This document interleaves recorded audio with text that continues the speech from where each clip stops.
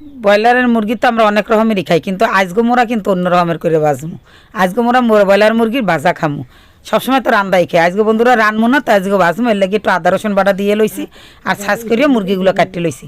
পেস্টে একটু বাজিয়ে দিমু, পেস্টে বাজিয়ে দিলে দেখা যায় খাইতে অনেক ভালো লাগে, আর কাঁচামরিচটাও লগে বাজিয়ে দিমু। তাই এই তো মুই সব বাজতে আসি, ভাজার পরে ওইটা মাহাইয়ে দিমু, ওইটার লাগে মাখকে তারপরে মাংস বাজমু। এইটা বাজাটা যে যে খাইছেন শেষে কমেন্টে জানাইবেন, আর যারা না খাইছেন হেরা তো নতুন করে দেখে খাইবেন। তাই এই তো মুই ভালো করে মাখছি, আদা রসুন আর দিয়ে দিলাম হলদির গুঁড়া, আর দিমু মরিচের গুঁড়া, মরিচের গুঁড়া দিয়ে দিছি, আর দিয়ে দিলাম একটু ধনিয়ার গুঁড়া। তা আমি এক এক করে সব মশলা লইছি পরিমাণ মতো নুন আর একটু ধনিয়ার গুঁড়ো দিয়ে দিলাম আরও।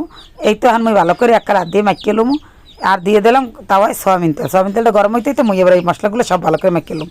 এখন একটা সুন্দর করে মাখিয়ে লইতেছি যাতে মাংসের গায়ে ভালো করে লাগে। এখন মুই কাঁচামরিচ আর পেঁয়াজগুলো কিন্তু এটার মধ্যে লইছি, লইয়ে এইটাও একটা সুন্দর করে কষলে কষলে মাখিয়ে লইছি। এখন মাখিয়ে মুই এক এক করে মুরগির মাংসগুলো দিয়ে দিমু। তা আরেকটু লাগে দিয়ে দিলাম গরম মশলা, এটার মধ্যে এলাচ দারচিনি লবঙ্গ দেওয়া আছে, এই ভালো করে মাখিয়ে লইছি। এখন এক এক করে মাংস দিয়ে দিতে আসি, সব মাংসগুলো সুন্দর করে দিয়ে দিমু, কারণ এই মাংসগুলো একটা লাল লাল করে ভাজমু এর লেগে। তাই এই তখন দিয়ে দিছি, আর একটু দিয়ে দিলাম হাতে মাখা একটু পানিটা দিয়ে উপরে দিয়ে দিমু। তাই দিয়ে আর পানি ছাড়াই কিন্তু বন্ধুরা বাজবো, অন্য আর কোনো জল দেবো না। তাই এই তো আমি দিমু ডাইকে দিয়ে একটা সুন্দর করে বাজবো।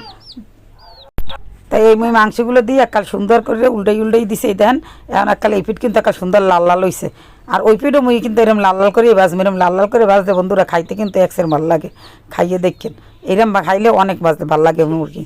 তাই এই তো বাজা হয়ে গেছে, দেন মোর একটা খাইতে কিন্তু সেই মজা হয়েছে।